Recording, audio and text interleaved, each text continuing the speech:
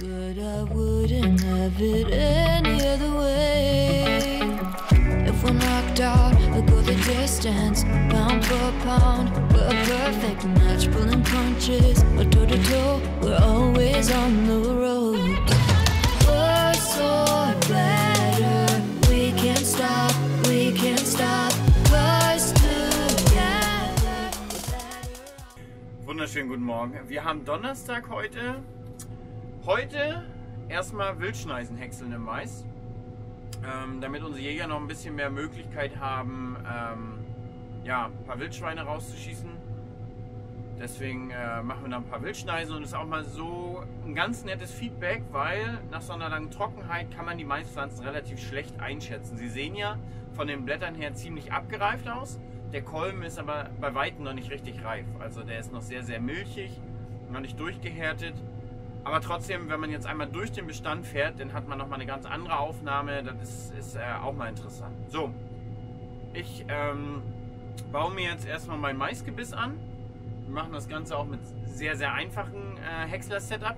Normalerweise wird der Häcksler ja sehr, sehr aufwendig umgebaut. Das heißt, wir kriegen eine Turmverlängerung, wir haben Heckgewicht, wir haben Maisgebiss. Der Kornkrecker kommt rein, der die ganzen Körner ja zerreibt. Dann unter der Vorpresswalzen kommt ein Blech. Die Vorpresswalzen werden die Einzugsleisten getauscht nicht, einmal gedreht, damit wir Zähne haben. Jetzt haben wir es glatt. Und was haben wir noch? Genau, die Messer werden getauscht und die Gegenschneide getauscht. Also ungefährer Aufwand 3-4 Tage, den Detlef da braucht. Detlef macht das aber auch sehr ruhig, sehr gewissenhaft. Und dann läuft die Maschine aber auch umso besser. Ne? Also gerade mit den Messern, das muss ganz vernünftig gemacht werden. Wir machen das heute aber ganz einfach. Maisgebiss vor, Heckgewicht dran und dann häckseln wir da durch. Und da die Körner noch sehr, sehr weich sind, häcksel ich das Ganze auf 4 mm und dann mache ich die Körner auch alle matsch. Das funktioniert sehr gut und da haben wir auch gar nicht so Probleme in der Biogas mit. Also das kriegen wir durch, das ist gar kein Problem. Turmverlängerung lassen wir alles ab. Wie gesagt, wir wollen heute 2 Hektar, maximal 3 Hektar an Wildschneisen, was das nachher sind. Die wollen wir ja direkt auf dem Silo mit raufhauen, wo wir jetzt Gras hingeschmissen haben.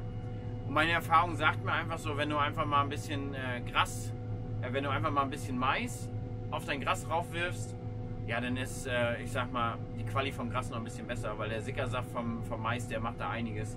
Der wertet das Ganze noch ein bisschen auf, gerade so eine schlechte extensive Silage, die gar nicht so energiehaltig ist, aber die funktioniert dann noch mal umso besser. Das habe ich jetzt schon ein paar Jahre immer mal wieder so gemacht. Immer mal Mais rüber siliert und dann war das auch wunderbare Zeug in der Anlage. Das machen wir jetzt erstmal. Ja, dann würde ich sagen, dann nehme ich euch noch ein bisschen was aus dem Stream auf und dann sehen wir uns später wieder. Bis dann.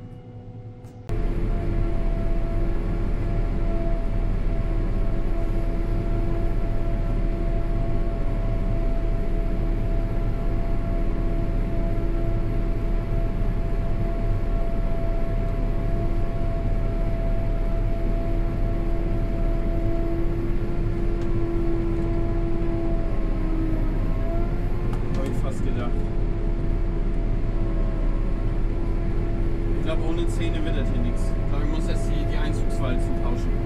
Drehen.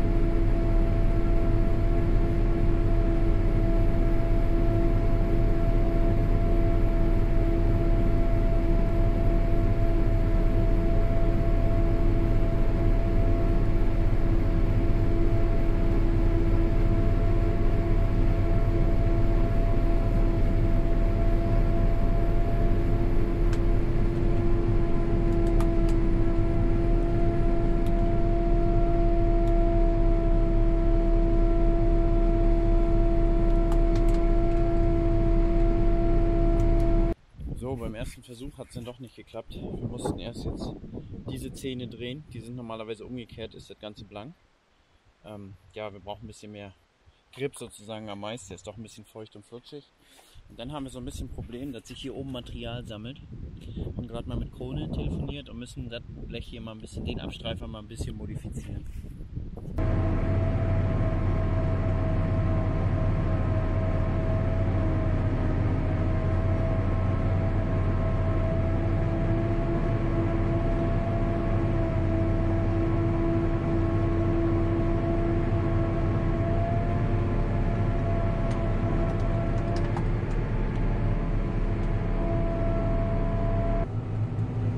haut noch nicht hin mit den Spaltmaßen.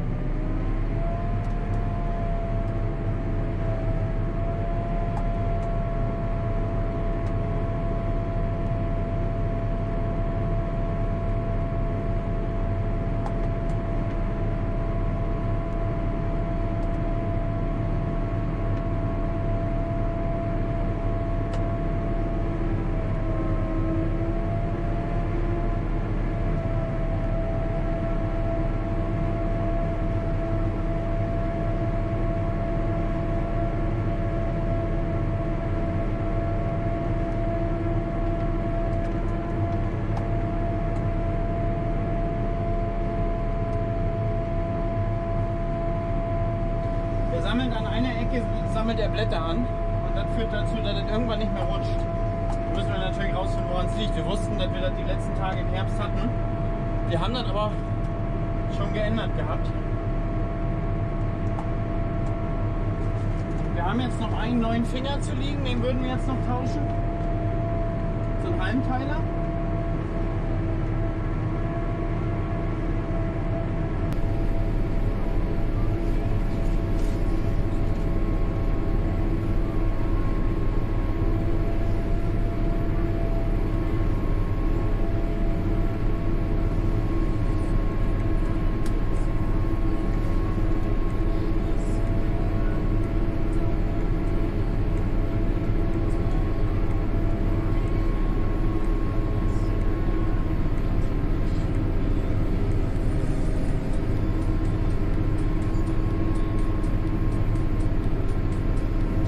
Hier 27 TS. Wir sind noch ganz weit weg vom Reifsein.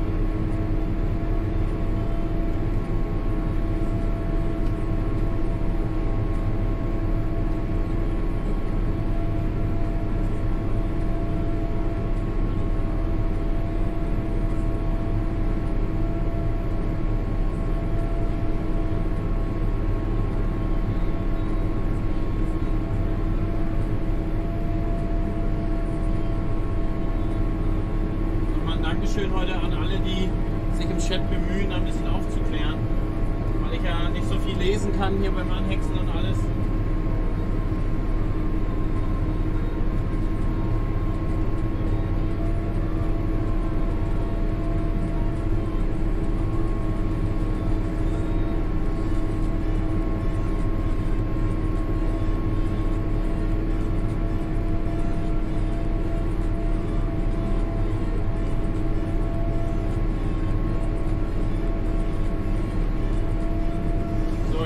Gegenwind, das ist ganz gut. Also von uns aus Gegenwind, für den Strahl ist es ja Rückenwind. Muss man halt auch ein bisschen drauf passen als Hexerfahrer. Du versuchst es halt so zu timen, dass du immer Rückenwind hast. Müssten wir jetzt einmal komplett eine Runde rum, dann würde ich bei der Hälfte sozusagen umdrehen, wenn ich dann Gegenwind hätte, und würde nochmal andersrum fahren, dass ich zweimal sozusagen Rückenwind habe. Weil bei so einem Wetter heute anhäckseln mit Gegenwind ist ziemlicher Blödsinn. Also versteht ihr, Gegenwind für den Strahl. Das ist A, doof für die Transportfahrer, weil die alles gegen die Scheibe kriegen. Und B, landet gar nicht viel dann im Hänger.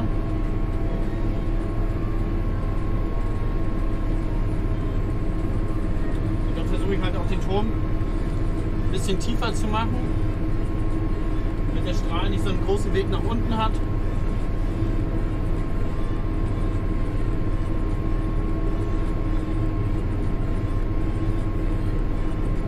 Man darf jetzt nicht vergessen, wir haben die Turmverlängerung nicht drauf, das heißt, da kommen noch mal gut 1,5 Meter ran. Übrigens seht ihr das Wasser aus dem Turm laufen hier vorne.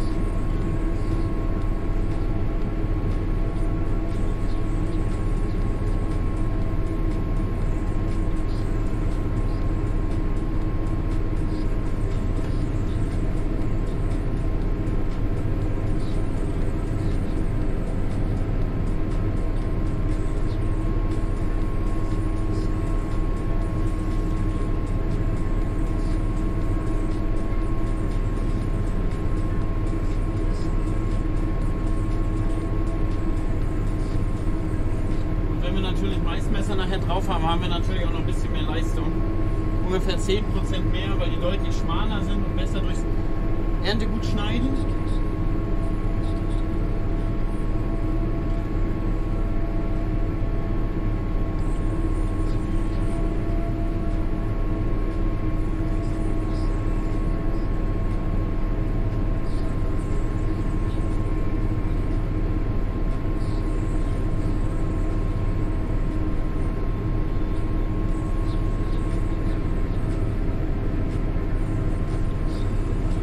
Vorhin mal so kalibriert, wo ich der Meinung bin, das müsste der Hänger gewogen haben. Dann wären wir jetzt bei 37, 38, vielleicht 40 Tonnen auf dem Hektar. 200 Tonnen in der Stunde fahren wir. Man darf auch nicht vergessen, wir haben keinen Knecker drin.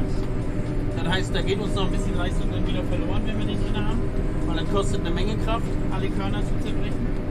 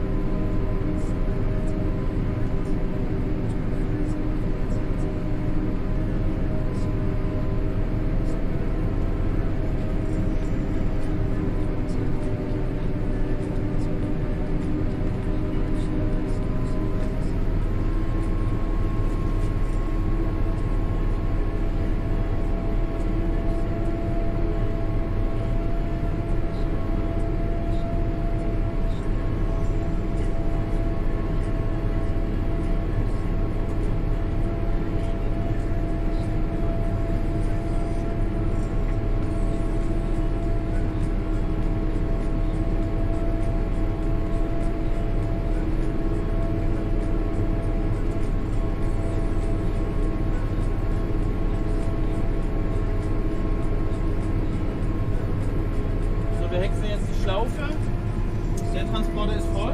Jetzt kommt natürlich der nächste ran.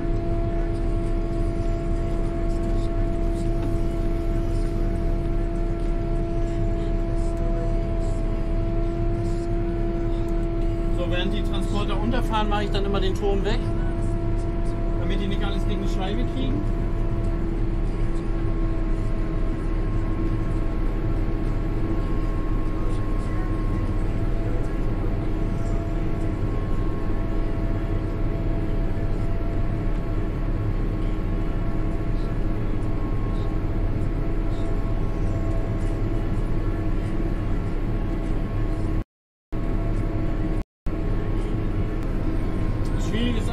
Du musst halt den Strahl steuern, bevor du eine Lenkbewegung machst. Das heißt, das muss beides ja parallel sein. Das heißt, wenn ich lenke, bewege ich gleichzeitig den Turm im Verhältnis mit. Sonst, wenn ich erst lenke, dann ist der Turm natürlich wieder draußen mit dem Strahl.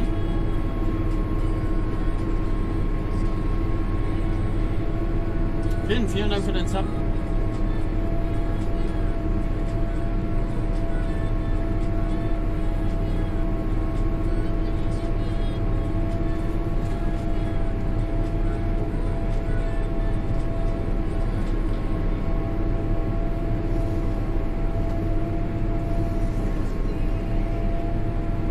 Hier war gerade ein Pfahl. Ich musste mich eben einmal auf den Pfahl konzentrieren.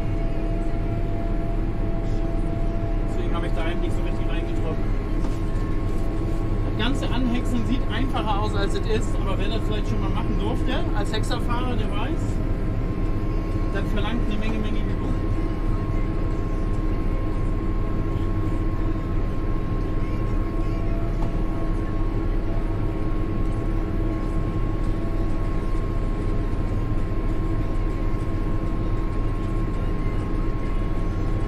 Hier so ein kurviges Stück. Wir fahren ja nicht einen Moment geradeaus, sondern sind nur am Lenken.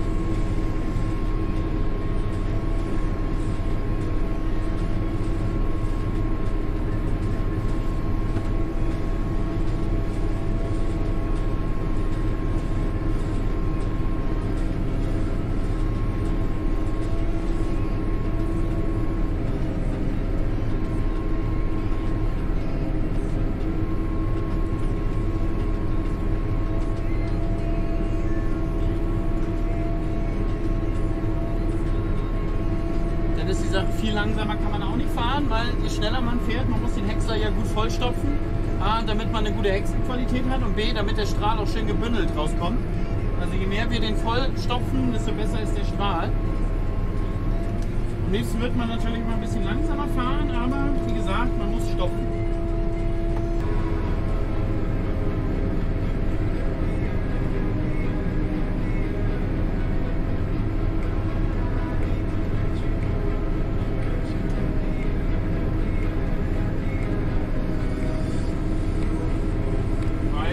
Wann war das? Vorgestern im Stream?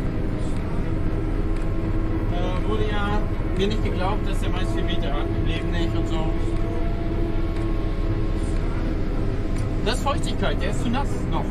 Deswegen, wir sind noch 2 bis 3 Wochen weg. Hier fast 4 Wochen, glaube ich.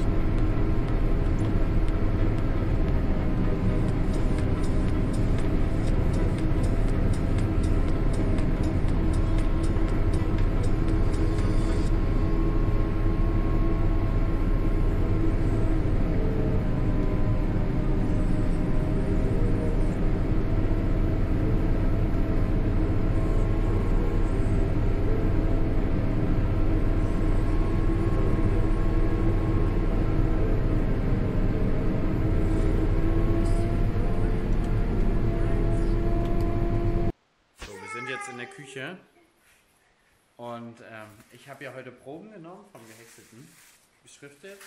Der gute Detlef hat die Proben so genommen, wie wir das geplant haben, und ich wollte jetzt selber eine Trockensubstanzanalyse machen. Und wie finden wir das, dass ich das in unserer Küche mache? Ganz klasse. Ist das so? Ja. Was ist da für eine kleine Mini-Hand? Nein. Also, musst du mit klarkommen? Wir werden jetzt jeweils 100 Gramm von der Probe einwiegen, das Ganze bei 80 Grad in den Ofen packen, so lange bis es richtig knochentrocken ist, und dann wiegen wir das Ganze nochmal aus und dann bleibt nur noch die Trockenmasse übrig, die Trockensubstanz. Und dann haben wir einen Anhaltswert. Der Häcksler war zwischen 27 und 31% TS, das Ganze lief aus dem Turm, war schon ziemlich nass. War es nass? Ach, richtige Sauerei. Musst du am Ende noch sauber waschen. Ich schmeiße euch jetzt noch mal ein paar Aufnahmen von Stream rein, wo ihr es seht. Und ansonsten sehen wir uns gleich, wenn das Ganze wieder trocken ist.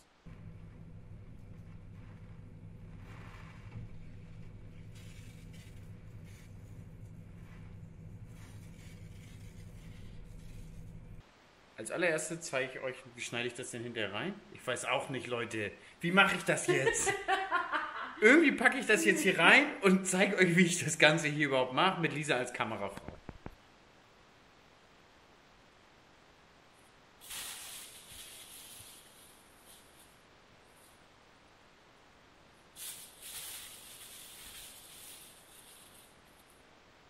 Diesen Maisgeruch. Dieser hier ist etwas daneben gefallen. Ja, klar. Weißt ja, wer die Küche nachher sauber macht, ne? Ist doch gar nicht schlimm. Ne? Ich heute mal nicht. Ein Gramm zu viel?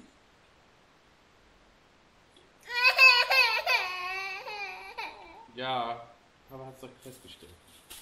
So, und das Ganze verteilen wir jetzt auf dem Blech. Schön gleichmäßig. Das ist Probe 1 übrigens. Du willst auch gucken, ne? Oh.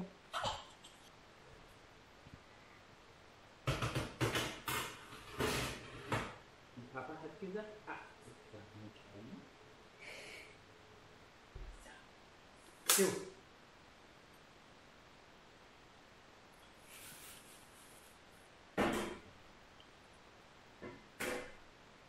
Guck mal, deutlich weniger.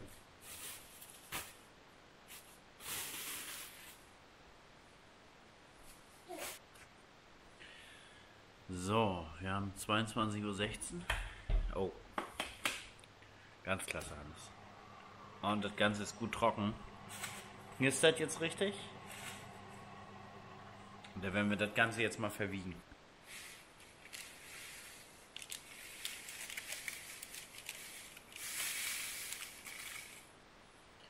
So, da ist die ganze Menge drin. Und wir haben 23 Gramm.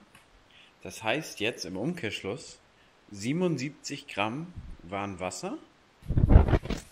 Und das heißt jetzt, weil wir 100 Gramm eingewogen haben, ist das jetzt die Trockensubstanz oder die Trockenmasse. Das ist das, worüber alle sprechen bei Maishäckseln, die Trockenmasse. Diese sollte so am besten zwischen 33 und 35, 36 TS liegen. Also Trockenmasse, diesen Wert. Und wir, gut, jetzt haben wir schon 24, jetzt fängt das natürlich schon wieder an, Feuchtigkeit zu sammeln. Und ist ja auch alles nicht so perfekt genau, aber man sieht, wir sind noch sehr, sehr weit weg von der Ernte. Auch bei Nummer 2 haben wir jetzt 23 Gramm. Das war der jetzt aussah wie Tabak. Im Prinzip, wo die untere Pflanze schon ziemlich abgereift war. Man sieht das jetzt auch hier mit diesen längeren braunen Blättern. Die bekommt der Häcksler natürlich nicht ganz so gut wie ein richtig schöner grüner Mais. Aber viel feuchter, als der Häcksler jetzt doch angezeigt hat. Der hatte jetzt Werte zwischen 27 und 32 TS angezeigt. Muss man aber auch sagen, je feuchter das ist, desto ungenauer wird das Ganze. Also der arbeitet wirklich in dem Bereich wirklich gut. Sag ich mal von 30 bis 40 TS. Da arbeitet der Niersensor wirklich gut. Alles drunter und drüber wird es nachher wieder ungenau. Ja, also, wir sind noch eine Weile weg vom Maishäcksel. Und dann sehen wir uns morgen früh wieder. Bis dann. So, schönen guten Morgen. Es ist Freitag früh. Wir sind am Silo abdecken. Da oben steht schon Philipp. Checkt die Lage. Und als erstes klappen wir die Folie von der Silowand, klappen wir die rein. Und jetzt kommt hier oben nochmal eine zweite Folie oder die Hauptfolie. Und dann kommt das Fraßschutznetz drauf. Ja, wir haben jetzt nachmittags 15 Uhr. Und ich habe ja heute noch ein paar Termine gehabt. Die Jungs haben dann das Silo zu Ende zugedeckt, eine Folie raufgepackt, da war ich noch dabei, Netz raufgepackt, das haben sie nachher alleine gemacht. Sandsäcke, einmal drumherum, zusätzlich nochmal Reifen nochmal drüber. Das war das zum einen, zum anderen haben wir das Güllefass umgebaut. Ja, das zeige ich euch gleich. Und dann ist nachher Wochenende, dann haben wir es geschafft. Bis gleich. So, wir haben ja am Freitag noch das umgebaut. Der ganze Kollege hier kam hier ran und davor war eine Scheibenecke und dazu wird es hier, da, in den sogenannten Dreipunkt, der Dreipunkt ist aber hier ein Vierpunkt, ne? Es ist an 4 Punkten angehangen, da und da ist es aufgehangen, hier kommen dann noch Streben rein, das sind Sperren, weil das Bohrmilchgestänge an sich nicht bewegt, sondern das Bohrmilchgestänge einzelne Bewegungen hat. Dann hier die ganzen Hydraulikeinheiten, die gehören auch zu dem Verteiler dazu. Die hat vorher natürlich auch alles die Scheibenecke gehabt. Hier einmal ein Isobus-Stecker. Das heißt, das Güllefass erkennt automatisch, welches Gerät hinten dran ist, welche Arbeitsbreite da hinten dran ist. Ja, einmal oben der schwarze Schlauch noch mitwechseln und das Ganze ist wirklich aufwendiger, als es aussieht. Also tatsächlich mit 2 Stunden und 3 Leuten sind wir dabei. Das muss alles passig sein. Hier die Gewindemaße müssen passen. Genau, unten ist sonst noch hier wieder, weiß gar nicht, ob man es sieht. Hier sind auch nochmal hier diese kleinen Keile drin. Die sind sonst für die Scheibenecke nicht da, damit bei der Scheibenecke sich der Dreipunkt oder beziehungsweise die Unterlenker im langen Loch hoch und runter bewegen können. Das haben wir natürlich nicht. Jetzt ist alles starr gemacht für den Bomech-Verteiler. Und der Bomech-Verteiler hat ja alleine für sich auch Zylinder und alleine Schläuche. Und deswegen ist das so gemacht. Wie gesagt, 2 Stunden brauchen wir damit 3 Mann für. Und das ist ein Haufen Arbeit. Und soweit erstmal. Also, drehen wir die Kamera um. Ich habe jetzt das Ende von dem letzten Vlog tatsächlich in der nächsten Woche gedreht, weil wir haben Freitag umgebaut, dann haben wir ein kleines Erntefest gemacht, eine kleine Bierrunde, war ich noch einkaufen und, naja, und dann habe ich gedacht, dann machst du es nächste Woche. Also, wenn euch dieser Vlog gefallen hat, lasst mir doch gerne ein Abo da und dann schaltet nächste Woche wieder ein. Nächste Woche gibt es dann eine Erklärung zu dem ganzen Teil hier. Also, seid gespannt, bis zum nächsten Mal. Ciao.